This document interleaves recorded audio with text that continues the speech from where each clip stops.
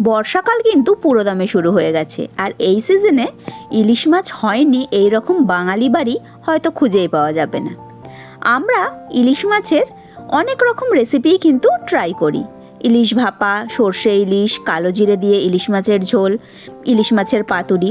কিন্তু আজকে আমি আপনাদের সঙ্গে শেয়ার করছি একদম সিম্পল আলু বেগুন দিয়ে ইলিশ মাছের পাতলা একটা ঝোলের রেসিপি। এখানে কিন্তু আমি কালো জিরে দিয়ে ঝোলটা করব না, করব আমি জিরে দিয়ে। তাহলে চলুন দেখে নেওয়া যাক আমার আজকের এই রেসিপিটি। নমস্কার, আমি জয়িতা আর আপনারা দেখছেন জয়িতার পাকশালা। আজকে এই ইলিশ মাছের ঝোল করব বলে এখানে আমি একটা ইলিশ মাছ নিয়ে নিয়েছি। আমি ইলিশ মাছের লেজাটা বাদ দিয়েছি। এবার আমি ইলিশ মাছের পিসগুলোকে আর ইলিশ মাছের মাথাটাকে ভালো করে নুন আর হলুদ দিয়ে ম্যারিনেট করে নিচ্ছি। ইলিশ মাছটা নুন হলুদ মাখানো হয়ে গেছে। এখানে ঝোলটা বানাবো বলে একটা মিডিয়াম সাইজের আলু লম্বা করে কেটে নিয়েছি, একটা বেগুন লম্বা করে কেটে নিয়েছি, আর নিয়েছি 3 থেকে 4টে কাঁচা লঙ্কা। এবার আমি ইলিশ মাছটা রান্না করব বলে গ্যাসে একটা কড়াই বসিয়ে তাতে দিয়ে দিয়েছি সর্ষের তেল। সর্ষের তেলটা খুব ভালো করে গরম করে নিয়ে আমি এর মধ্যে ইলিশ মাছের টুকরোগুলো দিয়ে ভেজে নিচ্ছি। তবে ইলিশ মাছ কিন্তু একেবারেই কড়া করে ভাজা হবে না, ভীষণই নরম মাছ যেহেতু। আর ইলিশ মাছ কিন্তু মোটামুটি একটা সাইড মিনিট খানেক সময় ধরে ভেজে নিলেই যথেষ্ট।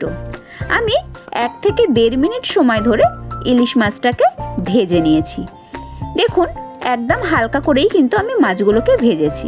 খুব কড়া করে ইলিশ মাছ ভাজা হলে কিন্তু ইলিশ মাছের টেস্ট একদমই নষ্ট হয়ে যায়।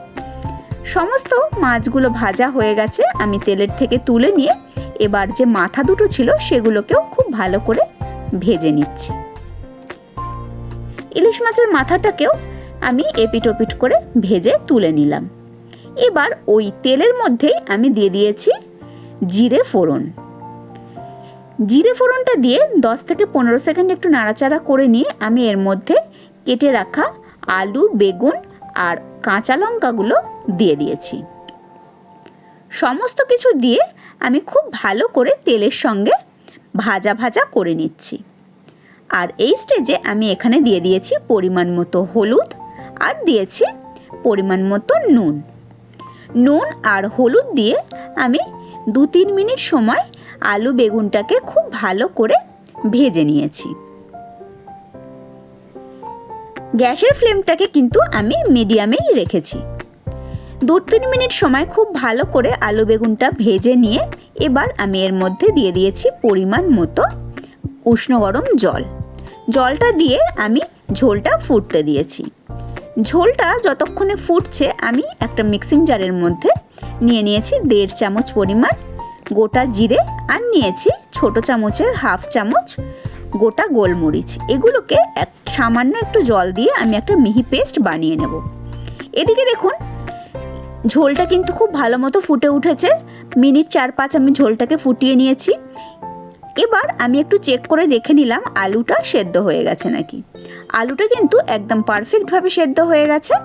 এবার এই স্টেজে এর মধ্যে আমি দিয়ে দিলাম ভেজে রাখা ইলিশ মাছের টুকরোগুলো। সমস্ত ইলিশ মাছের টুকরোগুলো ঝোলের মধ্যে দিয়ে খুব ভালো মতো আমি ঝোলের মধ্যে ইলিশ মাছের টুকরোগুলোকে একবার ডুবিয়ে দিচ্ছি।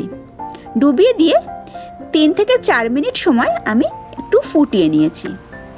ইলিশ মাছের ঝোল কিন্তু একদম রেডি। 3-4 মিনিট ফোটানোর পর এবার আমি যে জিরে আর গোলমরিচের পেস্টটা বানিয়েছিলাম সেটা আমি ঝোলের মধ্যে দিয়ে দিলাম। ঝোলের মধ্যে দিয়ে আরও মিনিট 2-1 সময় আমি জিরে দিয়ে ঝোলটা ফুটিয়ে নিয়ে গ্যাসের ফ্লেমটা বন্ধ করে দিয়েছি। তারপর ঢাকা চাপা দিয়ে 10 মিনিট স্ট্যান্ডিং টাইমে রেখেছি। 10 মিনিট বাদে এই গরম গরম ইলিশ মাছের ঝোল আমি গরম ভাতের সঙ্গে পরিবেশন করে দিয়েছি। আমার আজকের এই একদম পাতলা ইলিশ মাছের ঝোলের রেসিপি আপনাদের কেমন লাগলো অবশ্যই কিন্তু কমেন্ট করে জানাবেন। আমার অনুরোধ রইল এইভাবে একবার ইলিশ মাছের ঝোল রান্না করে দেখবেন। এর স্বাদ এতটাই অসাধারণ হয় যে মুখে লেগে থাকবে। তাহলে আমার আজকের এই রেসিপি আপনাদের কেমন লাগলো অবশ্যই কিন্তু কমেন্ট করে জানাবেন। আমি আবার হাজির হয়ে যাব কোনো নতুন রেসিপি নিয়ে নেক্সট এপিসোডে। ভালো থাকবেন, সুস্থ থাকবেন, ধন্যবাদ।